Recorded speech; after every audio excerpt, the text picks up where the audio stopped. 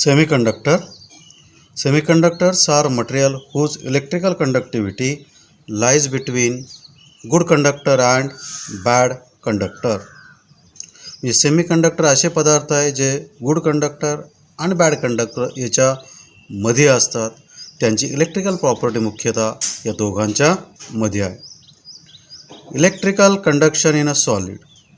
It takes place by movement of charge carriers, that means electrons. It depends on temperature, the number of charge carrier and nature of material. म्हणजे electrical conduction म्हणजे एखादा पदार्थ electrically good conductor आहे किंवा नाही हे कशावर अवलंबून असतं. त्याच्यामध्ये इलेक्ट्रॉनची हालचाल कशी होते, मूवमेंट ऑफ कॅरियर्स म्हणजेच इलेक्ट्रॉन यांची हालचाल कशी होते. त्याचबरोबर आजूबाजूचं टेम्परेचर किती आहे त्यावरही अवलंबून आहे. इलेक्ट्रॉनची संख्या किती आहे म्हणजे चार्ज कॅरियर किती आहेत आणि पदार्थाचं नेचर काय आहे, स्वरूप काय आहे, कसं आहे ते त्याच्यावर अवलंबून असतं. So whatever the materials available in a nature are divided into 3 category: conductors, insulator and semiconductor. First we say the conductors are good conductor of electricity. They have large number of electrons available for electrical conduction called free electrons.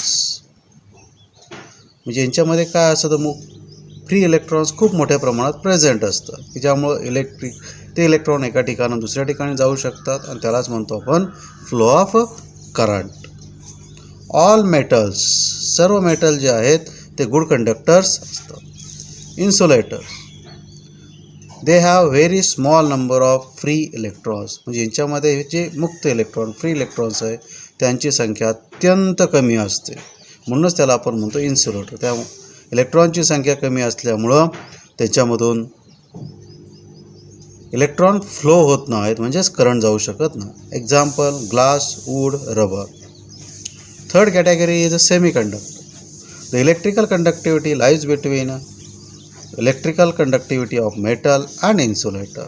म्हणजे याची electrical conductivity म्हणजे electron flow व्हायची क्षमता good conductor आणि insulator याच्यामध्ये कुठंतरी असते.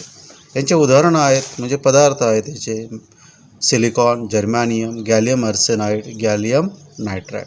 मुख्यतः आपण वापरतो सिलिकॉन आणि जर्मॅनियम. आता याबाबतच आपण डीप स्टडी याच्यामध्ये करणार आहोत. In a metal, if a temperature increases, electrical conductivity decreases. म्हणजे जसं तापमान वाढेल तसतसं याच्यामधून इलेक्ट्रॉनचा प्रवाह हळूहळू कमी होत जातो. In a semiconductor, if a temperature increases, electrical conductivity decreases. तापमान वाढलं की इलेक्ट्रिकल कंडक्टिव्हिटी इन्क्रीज होत जाते. म्हणजे जसं टेम्परेचर वापरेल तसं सेमीकंडक्टरमध्ये इलेक्ट्रिकल कंडक्टिव्हिटीमध्ये वाढ होताना दिसून येतं. Classification of semiconductor. तर सेमीकंडक्टरचे 3 भागात वर्गवारी केलेली आहे: एलिमेंटल सेमीकंडक्टर, कंपाऊंड सेमीकंडक्टर आणि organic semiconductor. Elemental semiconductor. Elemental सेमीकंडक्टरमध्ये कुठले कुठले पदार्थ येतात? Silicon, germanium. These of 4th group element. हे 4थ्या ग्रुपचे एलिमेंट आहेत. Valency is a 4. That means outermost shell contain 4 electron. शेवटच्या कक्षेमध्ये त्याच्यात 4 इलेक्ट्रॉन्स प्रेझेंट असतात. Compound semiconductor. Gallium arsenide, gallium nitrate आणि सिलिकॉन सल्फाईड हे यामधले पदार्थ आहे ज्याला आपण म्हणतो कंपाऊंड. कंपाऊंड म्हणजे दोघांचं कॉम्बिनेशन आहे. बघा, सिलिकॉन, सल्फर, गॅलियम आणि आर्सेनाइड, गॅलियम अँड नायट्रेट दोघांचं एकत्रित होऊन हे सेमीकंडक्टर तयार झाले, म्हणून म्हटलं याला compound semiconductor. Organic semiconductor. Anthracenes and पॉलीॲनिलीन.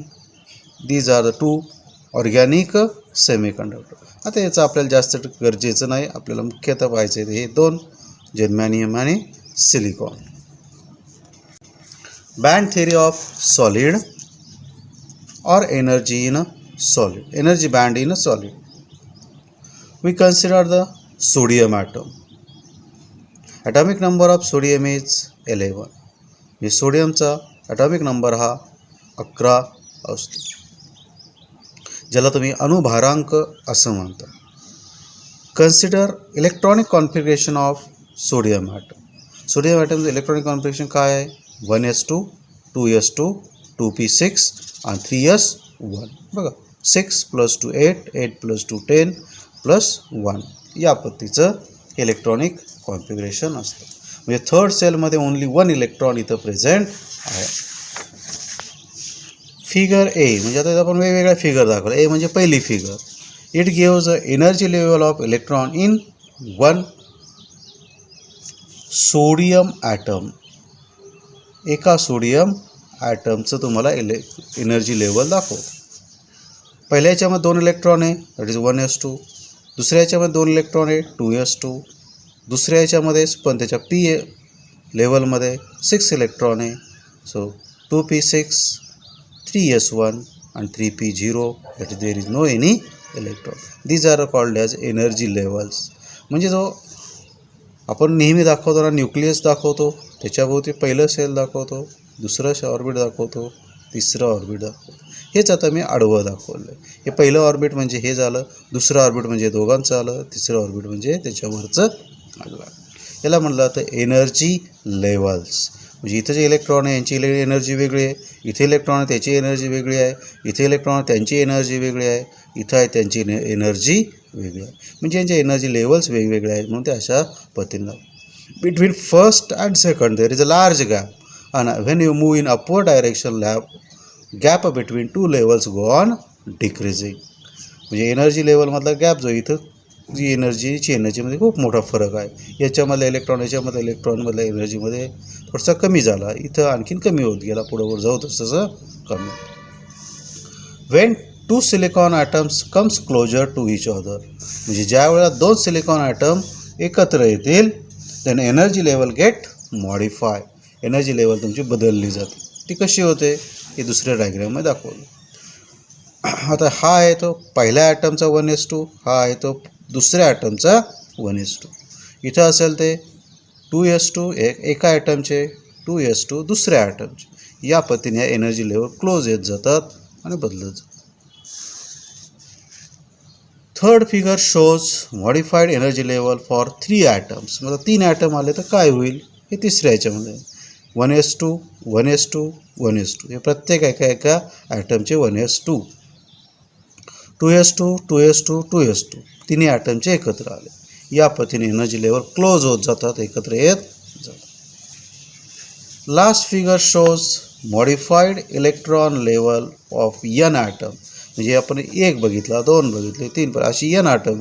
मला माहीत नाही किती आहेत, 10 आहेत, 15 आहेत, 50 आहेत, काय नाही, असे सगळे n ॲटम्स मी कन्सिडर केले. The individual energy level of each atom get split into n levels.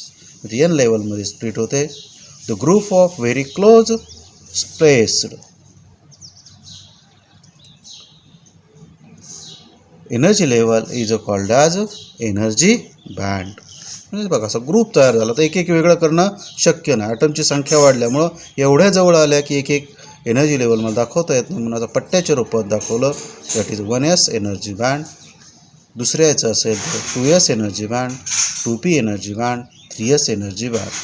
The gap between this 2 band is called as forbidden gap. या 2 बँडमध्ये जो काही गॅप आहे त्याला म्हटलं होतं forbidden gap. The electrons from different atoms interact with each other. The interaction between the outermost electron is more due to the overlap with inner electrons remain, while electrons remain mostly unaffected. सगळ्यात वर जे electron असतात त्यांचं interaction जास्त असतं, म्हणजे ते जास्त कार्यरत असतात, आणि सगळ्यात खाली जे असतात ते कमी कार्यरत असतात. For sodium atom, the topmost occupied energy level is a 3s level called valence level. सगळ्यात वरची जी एनर्जी लेवल असते तिला म्हणतो आपण व्हॅलन्स लेवल, आणि सोडियममध्ये ती आहे 3s level. The energy band corresponding to the valence level is called as valence band. म्हणजे याच्याशी जी काही बँड तयार आहे तिला म्हणलं जातं valence band. Therefore, valence band in sodium is the topmost occupied energy band. The valence band is half filled in sodium. पूर्ण झालेलं नाही. 3s1 आणि 3p0 झालं म्हणजे p मध्ये काही इलेक्ट्रॉन राहिलं म्हणजे ते हाफ फिल्ड आहे. Second, when sufficient energy is provided to the electron in a valence band, they get raised to the higher level called conduction band. आता याच्यानंतर पहिलं हे पुढची मोकळी आहे. याला जर काही एनर्जी मिळाली तर हे इलेक्ट्रॉन इथून उडी मारून वर जातात आणि हिच्यामध्ये ज्याच्यामध्ये उडी मारून वर जातात त्या वरच्या लेवलला म्हटलं जातं conduction band. The band formed due to the conduction level is called as conduction band. In sodium, valence band and conduction bands are overlap. याच्यामध्ये दोन्ही एकमेकावर ओव्हरलॅप असतात. In a semiconductor or in a insulator, the gap is present between a valence band and conduction band called as energy gap or band gap. म्हणजे ह्या दोन बँडमध्ये जो काय gap present असतो त्याला म्हटलं जातं एनर्जी बँड किंवा band gap. Only electrons from the valence band can be move in to the conduction band. म्हणजे शेवटच्या कक्षेतीलच इलेक्ट्रॉन वरच्या कक्षेमध्ये जाऊ शकतात, एम्प्टी स्पेसमध्ये जाऊ शकतात. आतील इलेक्ट्रॉन्स म्हणजे ह्या 2p किंवा 2s मधले इलेक्ट्रॉन वर जाणार नाहीत, फक्त 3s मधले वर जातील. यांचे वर न्यायचे असेल तर लार्ज अमाऊंट ऑफ एनर्जी तुम्हाला प्रोव्हाइड करावी लागते. When the thermal energy gained by the valence band electron is greater than the band gap, then electron from valence band goes into the conduction band. What is the meaning of it? म्हणजे इथं जी काही band gap आहे एवढी एनर्जीची कमतरता आहे यातून याला वर जाण्यासाठी. इथं जास्त एनर्जी लागते, इथं कमी आहे. मग याला जेवढी एनर्जी तुम्ही देणार किती देणार तर या गॅप केवढं कमी पडतं आहे तेवढी एनर्जी जर मिळाली तर हा इथून उडी मारून वर जाऊ शकतो. म्हणजे हा एनर्जीचा डिफरन्स जो आहे या दोन बँडमध्ये तेवढी एनर्जी जर इथल्या इलेक्ट्रॉनला मिळाली, जादा एनर्जी झाल्यामुळे हा इथून निघून इथं वर जाणार. कुठली एनर्जी देणार तर बँड गॅप एवढी एनर्जी तुम्हाला दिली पाहिजे.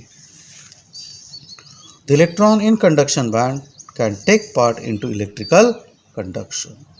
म्हणजे आता जादा एनर्जी दिला हा इलेक्ट्रॉन वरच्या गॅपमध्ये गेला, एम्प्टी स्पेसमध्ये गेला, तो हा इलेक्ट्रिकल कंडक्शनमध्ये भाग घेऊ लागतो.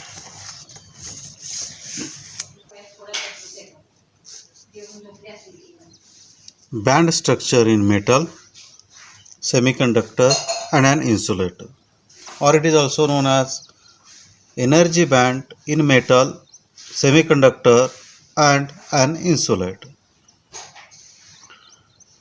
So all the materials are classified into the three parts: good conductor, bad conductor and semiconductor.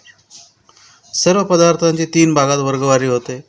एक गुड कंडक्टर म्हणून, दुसरे बॅड कंडक्टर ज्याला इन्सुलेटर आपण म्हणतो आणि तिसरे तुमचे semi conductor. These are three diagrams as per this category. First, this is for good conductor or for metals. Last one is for bad conductor or insulator, and middle one is for semiconductor. Observe these three diagrams. There is a certain changes present in these three diagrams, and according to that we see the explanation of each diagram. For metal or conductor, valence band and conduction band overlap. See here, this is a valence band, this is a conduction band, and this is overlapping portion of these two bands. Good कंडक्टरमध्ये दोन gap band जे असतात एकमेकावर overlap. समजा हा एक band आहे ज्याला आपण व्हॅलन्स बँड म्हणू, हा एक कंडक्शन बँड आहे. तर हा कंडक्शन बँड अर्धा याच्यावर येतो, काही प्रमाणात याच्यावर येतो, त्याला आपण म्हणतो ओव्हरलॅपिंग. या पद्धतीचं ओव्हरलॅपिंग. म्हणजे दोन बँडमध्ये कुठलाही गॅप प्रेझेंट असत नाही. नो बँड गॅप, जो गॅप असेल आपण बँड गॅप म्हणतो तो प्रेझेंट नसतो. Electrons easily get available for conduction for flow of electricity. म्हणजे ह्या व्हॅलन्स बँडमध्ये इलेक्ट्रॉन इझिली या कंडक्शन बँडमध्ये जातात आणि हे इलेक्ट्रॉनमुळं याच्यातून विद्युतधारा लगेच प्रवाही होऊ शकते.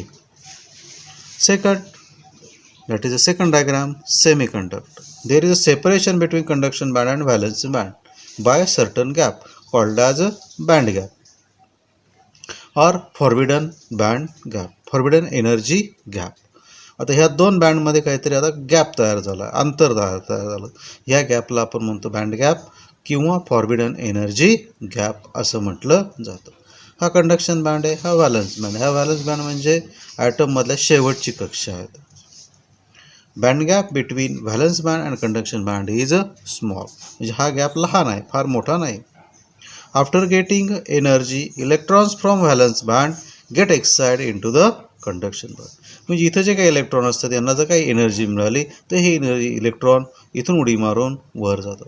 मग यांना एनर्जी किती पाहिजे, तर ह्या दोन गॅप बँडच्या मध्ये एनर्जीचा जो फरक आहे तेवढी जरी एनर्जी या इलेक्ट्रॉनला मिळाली तर ते इथून निघतात आणि वर जाऊन पोहोचतात. त्याला एनर्जी मिळाल्यामुळं वर जातात. For silicon band gap is 1.12 electron volt and for germanium it is a 0.66 electron volt. Now the insulator. Insulator also known as a bad conductor. See the third diagram. This is your insulator diagram or bad conductor diagram. So gap between valence band and conduction band is a very large. So there is a large gap present between valence band and conduction band. Therefore, electrons from valence band not easily get transferred into the conduction band. म्हणजे इथं जे काही electron आहे हे पटकन conduction बँडमध्ये जाऊ शकत नाही, कारण इथून इथं न्यायचं असेल तर खूप मोठ्या प्रमाणात एनर्जी तुम्हाला द्यावी लागते. का, तर हा गॅप वाढलेला आहे, एनर्जीचा गॅप जो आहे तो मोठा आहे. So band gap between valence band and conduction band is very large. Large energy required to move electron from valence band to the conduction band. Therefore, transition of electron from valence band to the conduction band is not possible. जास्त energy लागत असल्यामुळं पटकन valence बँडमधून conduction बँडमध्ये electron जाऊ शकत नाही आणि electron conduction बँडमध्ये न गेल्यामुळे या पदार्थातून विद्युत प्रवाह जाऊ शकत नाही किंवा प्रवाही होऊ शकत नाही. So current does not flow through these substances because electron does not transfer from valence band to the conduction band easily. Diamond is a perfect insulator and band gap in a diamond is 5.47 electron volt. Next we see the